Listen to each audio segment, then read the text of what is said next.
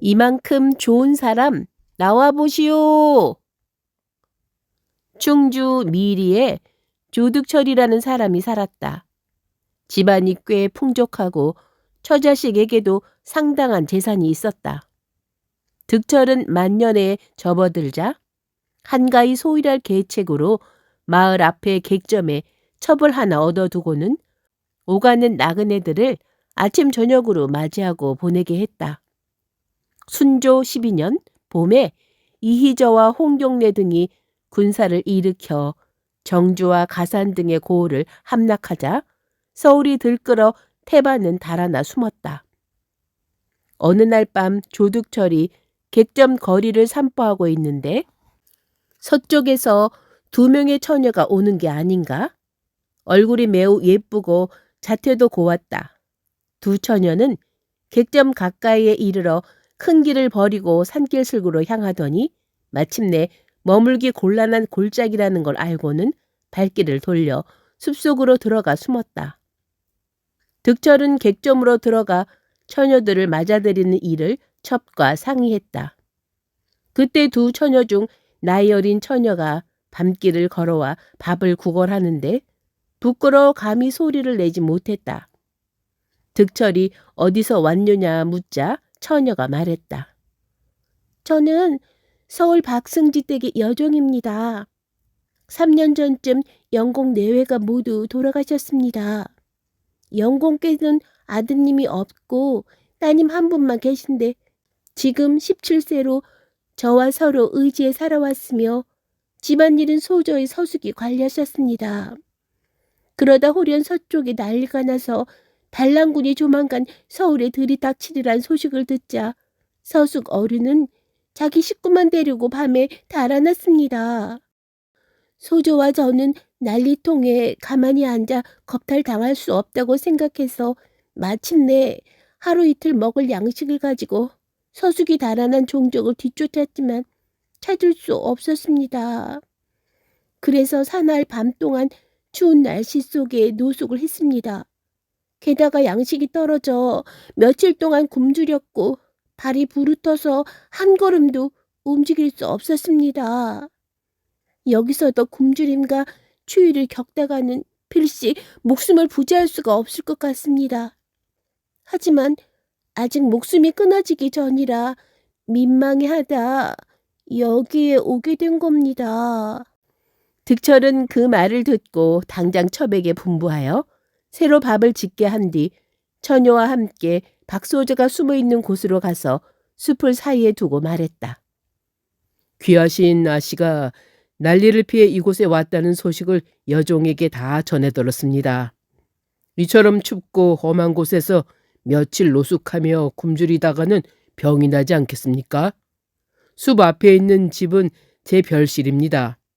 조용하고 정갈한 방이 하나 있으니 아씨는 여종과 함께 이리로 들어오시기 바랍니다. 밥을 지어놓고 기다리겠습니다. 숲이 고요할 뿐 아무런 대답이 없었다. 여종이 사정을 자세히 말하며 득철의 말대로 하기로 청하자 박소주가 마지못해 일어나 숲에서 나왔다. 득철이 앞장서 들어와 빈 방을 깨끗이 치우고는 등불을 달고 자리를 깔았다. 박소조의 여종으로 하여금 소조를 모시고 와 방에 머물게 한 뒤 밥상을 잘 차려 올리며 말했다. 이 방에 편히 머무세요. 몇 년 동안이든 근심 없이 지낼 수 있을 겁니다. 모쪼록 숙부를 찾으러 갈 생각일랑 잊으시고 며칠이든 몇 달이든 여기 머물러 숙부를 기다리세요. 그러면 숙부께서 자주 오실 겁니다. 박소조가 말했다. 정말 좋은 분이시군요. 저를 낳아주신 분은 아버지요. 저를 살려주신 분은 어르신입니다. 오랜 수견이 있는 듯하니 원컨대 부녀지간의 의를 맺었으면 합니다.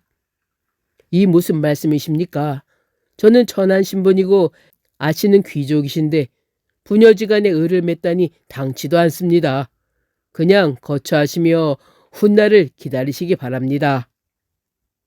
득철은 낮이면 박소조가 편히 지낼 수 있도록 살폈고 밤이면 소조의 방문 앞을 엄중히 지켰다. 그리하여 득철의 아들이나 간혹 그 집에 왕래하는 이웃 청년들 모두가 소조의 거처를 절대로 엿볼 수 없었고 더불어 이야기도 나눌 수 없었다. 이렇게 꽤 오랜 시간이 흘러가는 동안 서숙의 행방을 탐지해 보았지만 종족이 묘연했다. 득철은 박소조에게 말했다. 숙부를 기다리고만 있다가는 어느 세월에 만날지 알 수 없군요. 그렇다고 제 집에 오래 머무시는 것도 결코 좋은 방도가 아닙니다. 아씨는 꽃다운 16이라 시집가기 딱 좋은 나이신데 미천한 제가 중매로 나서기엔 적당치 않군요. 제게 한 가지 방책이 있는데 아씨께서 한번 들어봐 주십시오. 조립을 씌우고 푸른 도포를 입혀 아씨를 귀공자로 꾸미고 아씨의 몸종은 배자를 입히고 가죽띠를 띠게 해서 사내종으로 꾸미려 합니다. 좋은 나귀에 수놓은 난장을 얹어 아씨는 나귀에 타고 여종은 나귀를 몰고 가면 제가 채찍을 들고 그 뒤를 따르겠습니다. 그렇게 원주까지 100여리를 가면 따로 좋은 계책이 있는데 아씨께서 어찌 생각하실지 모르겠습니다. 일단 말씀해 보세요. 원주에는 서울의 고관 가문 출신임에도 생활 형편이 어려워 이주해와 사는 사람이 많습니다. 그 중에 만일 풍채가 좋고 문장에 순응한 수재가 있다면 그 집안을 물어 아씨댁 가문과 걸맞을 경우 제가 이리저리 말을 꾸며 중매를 하고 혼약을 맺어 아씨를 맞이하게 하려 합니다. 허락하시겠습니까? 난리통에 죽을 뻔한 사람을 어르신이 구해서 금이야 오기야 소중히 지켜주셨거늘 이 분부를 제가 어찌 감히 따르지 않겠습니까? 그리하여 8월에 행장을 차려 동쪽으로 길을 떠났다. 하룻밤 묵어 갈 때는 반드시 정갈한 방을 골라 주인과 여종이 함께 묵었고 득철은 가까운 곳에서 이들을 지켰다. 그렇게 며칠을 가서 드디어 원주 땅에 이르렀다. 산골 깊숙이 들어왔는데 해가 저물려 했다. 시냇가 밤나무 아래에서 한 총각이 장대로 쳐서 밤을 따고 있는 모습이 보였다. 총각은 나귀를 탄 어여쁜 귀공자를 보고는 장대로 나귀를 쿡 찔렀다. 나귀가 놀라서 거꾸러지자 총각은 깔깔 웃으며 달아났다. 득철은 비범한 젊은이라 여겨 공자와 함께 앞서거니 뒤서거니 총각을 뒤쫓아갔다.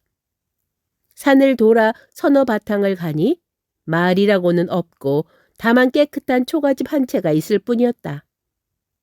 마당에 나귀를 묶어두고 박소조를 부축해서 계단을 오르니 늙은 주인이 문을 열고 나와 맞이하며 말했다.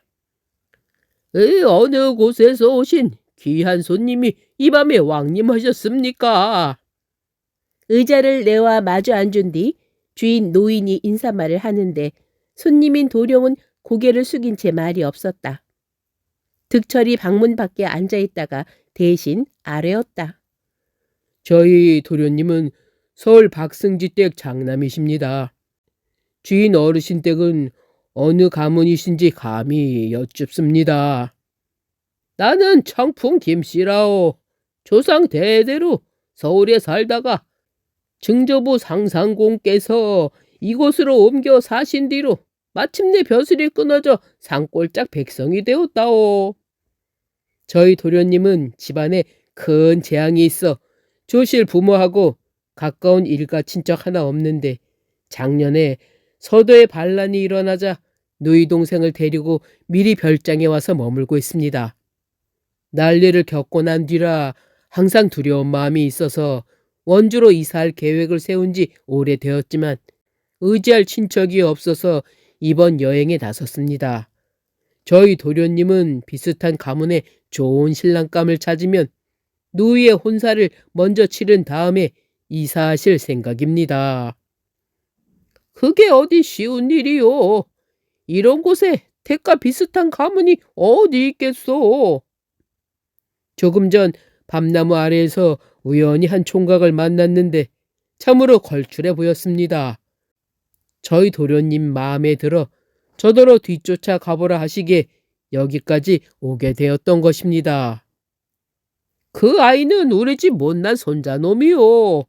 그 아이가 3살 때 애비를 잃었는데 그 때문에 가슴이 아파 엄하게 가르치지 않고 제멋대로 크게 내버려 두었더니 나이 16에 아는 게 아무것도 없다오. 그런데 무슨 걸출한 모습이 있단 말이오. 이 잘못 본 게요. 이윽고 저녁밥을 올리는데 산나물과 채소가 맛있었다. 잠자리에 들 시간이 되자 득철이 노인에게 말했다.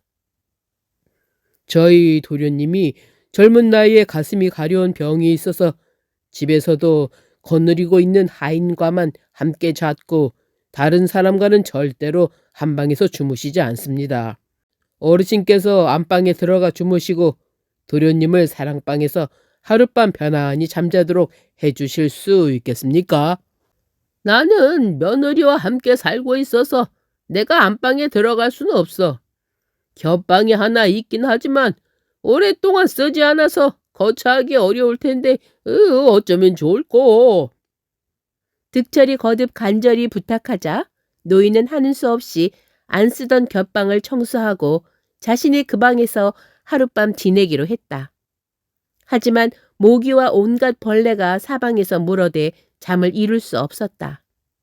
한밤중에 달빛을 받으며 사랑채로 나와보니 도룡은 문을 닫고 깊이 잠들었고 득철은 방문 밖에 누워 있었다. 득철 또한 잠자지 않고 있다가 노인이 나온 것을 보고 일어나 앉았다. 노인이 모깃불을 태우며 정답게 말하다가 물었다. 자네 댁 소조는 나이가 어찌 되시나? 성품은 어떠신고? 득철은 노인이 혼사의 마음이 있다는 것을 알아차리고 이렇게 말했다. 아씨는 저희 도련님의 쌍둥이 동생입니다. 아름다운 용모는 도련님과 매우 흡사하고 여자의 덕성과 행실을 갖추었습니다. 밥을 싸들고 돌아다니며 찾아도 이런 신부감은 얻기 어려울 겁니다. 그 댁은 높은 가문인데 왜 우리 집과 혼인하겠다는 게지? 저희 도련님 댁이 좋은 가문이긴 하지만 재앙이며 난리에 시달리다 보니 혼사가 예전 같지 않습니다. 참으로 이사할 계획을 가지고 왔던 터에 문득 훌륭한 청년을 만나 이곳까지 뒤쫓아온 것이니 어르신만 마음에 두시면 혼사가 이루어질 겁니다. 이 산골짜기에 달리 아는 친구도 없고 장차 죽을 나이는 다가오는데 하루아침에 손자 혼인도 못 시킨 채 내가 갑자기 세상을 뜬다면 그 역시 원통한 일이지. 하지만 자네 도련님이 자네 말을 잘 들어줄까? 제가 드리는 말씀이 아니라 저희 도련님의 생각이 그러합니다. 혼례를 한다 치면 별장에서 식을 올리게 될까? 서울집은 벌써 다른 사람 차지가 됐고 미리에 있는 별장이 그런대로 살아갈 만합니다. 도련님 남매와 하인들이 내려와 산지도 1년이 넘었으니 거기서 혼례를 올리게 될 겁니다. 그러면 언제 혼서를 보내고 언제 혼례를 올리노? 어려울 거 없습니다. 내일 아침에 어르신이 도련님에게 지금 제가 한 말을 해보십시오. 제 말이 곧 도련님 말이니 도련님 말이 어눌하다고 괴상히 여기지 마시고 당장 사주단자를 주어 혼약을 맺도록 하십시오. 이튿날 아침 과연 그 말대로 혼약을 맺었다. 마침내 득철 일행은 나귀를 먹여 집으로 돌아왔고 박소조는 그제야 본래 옷으로 갈아입었다. 혼례 날짜를 정하는 편지가 오간 뒤 득철은 즉시 도령 명의의 편지를 작성해 원주에 보냈다. 그러고는 아들들에게 분부하여 저마다 혼사 준비를 돕게 하며 새신랑을 위한 이부자리와 옷 한 벌을 마련했다. 날짜가 다가오자 미리의 본가를 잘 단장해서 혼례 식장으로 삼고 소조를 예쁘게 꾸며 혼례 올릴 날을 기다렸다. 약속한 날에 원주 노인이 과연 손자의 머리에 사모간을 씌우고 앞서거니 뒤서거니 함께 왔다. 득철은 삼정 동쪽에서 이들을 맞이하여 숙소에서 편히 거처하게 했다. 득철의 아들과 며느리는 하인 차림으로 변장해 음식을 두루 갖추어 올리게 했다. 나폐와 전한 의식을 차례로 거행한 뒤 신랑을 신방으로 인도하고 신랑의 조부는 사랑채로 모셔 편히 쉬게 했다. 노인은 혼례의식이 잘 준비되어 법도가 있다고 여겼다. 다만 지난번 원주에 왔던 사돈 도령이 보이지 않는 것이 이상해서 득철에게 묻자 득철이 말했다. 혼례를 혼자 주관하느라 몸을 빼나오지 못하고 있습니다. 내일 아침에 만나십시오. 이튿날 아침 득철은 노인 앞에 꿇어앉아 전후 사정을 두루 고하고 말했다. 사정이 이러하니 무슨 사돈 도령이 있겠습니까? 지난번 댁에 갔던 도련님이 바로 오늘 혼례를 올린 아씨입니다. 제가 어르신을 속였으니 더없이 큰 죄를 지었습니다. 하지만 아씨가 난리통에 피라노는 일이 없었다면 어르신 댁에서 어찌 아씨 가문과 혼사를 이룰 수 있었겠습니까? 아씨는 가문이 높고 용모가 아름다우며 성품도 훌륭해서 견줄 사람을 찾기 어렵습니다.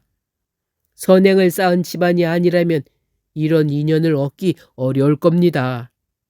노인은 이 말을 듣고 한바탕 웃으며 말했다. 아이고, 내가 자네에게 속았구먼.